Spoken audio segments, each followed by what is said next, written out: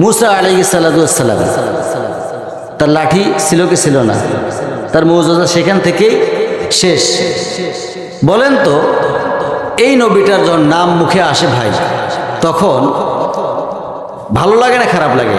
মনে হয় মুসা আলাইহিস সালাতু ওয়াস সালাম কেবলমাত্র আমাদের সামনে এসে কথাগুলো বলতেছে। ধরো কাসাস খুলে দেখবেন, মুসা আলাইহিস সালাতু ওয়াস সালামের কথাগুলো স্পষ্টভাবে আপনার পেয়ে যাবেন।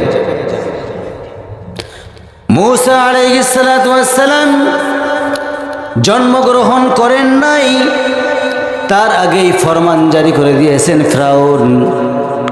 কে? ফিরআউন। কি ফরমান জারি করলেন? 40,000 শিশু হত্যা করে ফেলল। কি জন্য হত্যা করল?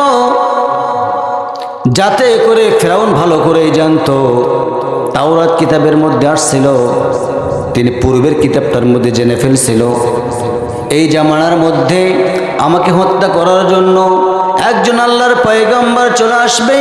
তাকে ঠেকানো কিভাবে যায়, তাকে ঠেকানোর জন্য দুনিয়ার জমিনে যতগুলো ছেলে সন্তান জন্মিবে, সমস্ত ছেলে সন্তানগুলোকে হত্যা করা হবে। নাউজুবিল্লাহ। আস্তে আর একটু জোরে। 40,000 শিশু হত্যা করলো।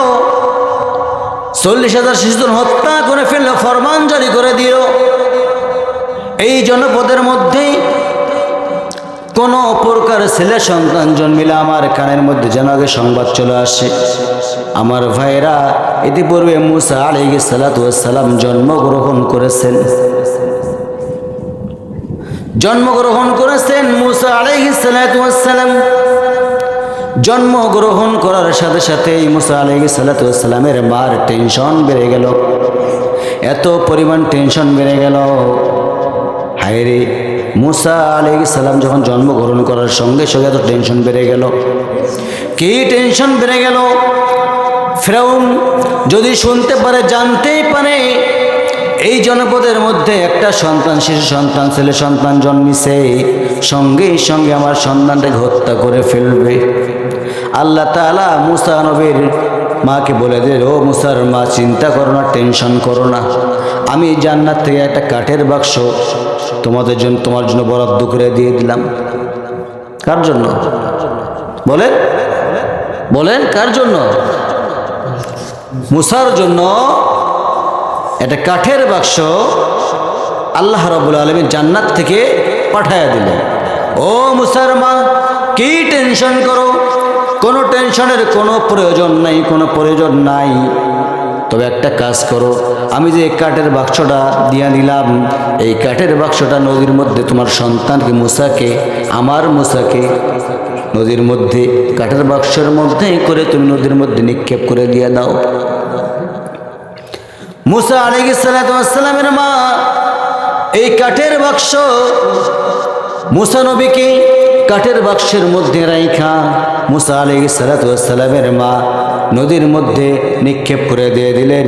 ভাসতে ভাসতে এমন জায়গার মধ্যে পৌঁছাইছে, সেই জায়গাটার মধ্যে এমন সময় পৌঁছাইছে, গোসল করার সময় এমন সময় পৌঁছাইছে, হযরতে আসিয়া আলাইহিস সালাতু ওয়াস সালাম সেই সময়ের মধ্যে গোসল করতেছিলেন। তাফসীর ইবনে কাসিরের মধ্যে আসছে এই কথাটা। যখন আসিয়া আলাইহিস সালাতু ওয়াস সালাম ওই নদীর মধ্যে যখন গোসল করতে গেছেন, নদীর মধ্যে গোসল করতে গিয়া দেখতে সুন্দর একটা কাঠের বাক্স দেখা যাচ্ছে। কে? এই কাঠের বাক্সটা নিয়ে আসো। সঙ্গে মহিলা কিছু ছিল, মহিলাগুলোকে বলে ফেললেন, ও মহিলারা, কাঠের বাক্সটা নিয়ে আসো, দেখি কি ওর ভিতরে। সঙ্গে সঙ্গে কাঠের বাক্স নিয়ে আসলেন। কাঠের বাক্স নিয়ে আসার সঙ্গে সঙ্গে আসিয়া আলাইহিস সালাতু ওয়াস সালাম দেখলেন, উদাম করে দেখলেন, খুলে দেখলেন কাঠের বাক্সটা। খুলে যখন দেখলেন, খুলে দেখতেছেন ফুটফুটে একটা সুন্দর বাচ্চা, মনে হচ্ছে আসমানের চাঁদ। বলি সুবহানাল্লাহ। আমার ভাইয়ের, আমার বন্ধুগণ, আমার আসিয়া আলাইহিস সালাতু ওয়াস সালাম সেই কাঠের বাক্স থেকে মুসা আলাইহিস সালাতু ওয়াস সালামকে কোলের মধ্যে নিলেন, কোলের মধ্যে নিয়া চুম্বন করলেন। আহারে, আমার ঘরের মধ্যে তো ছেলে সন্তান নাই, এই সন্তানটাকে আমি লালিত পালিত করে বড় করব। কোলের মধ্যে করে নিয়া আসিয়া আলাইহিস সালাতু ওয়াস সালাম রাজ দরবারের দিকে চলে যাচ্ছেন।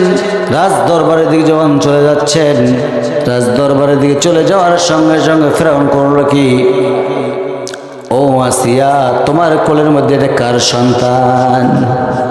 সঙ্গে সঙ্গে আসিয়া আলাইহিস সালাতু ওয়াস সালাম বলতেছেন, ও আমার স্বামী গো, এইটা হচ্ছে আমি নদীর মধ্যে কে যেন ভাসিয়ে দিয়েছে তোমার ভয়ে। কার ভয়ে? তোমার ভয়ে। ফিরআউন বলতেছে, না না না না, এই সন্তানকে বাঁচিয়ে রাখা যাবে না, এই সন্তানকে বাঁচিয়ে রাখা যাবে না। এই কারণে এটাই হতে পারে মুসা। তার কারণ হলো আমার মন বলতে এটাই মুসা হবে। আমার ভাইয়েরা, রাখে আল্লাহ মারে কে?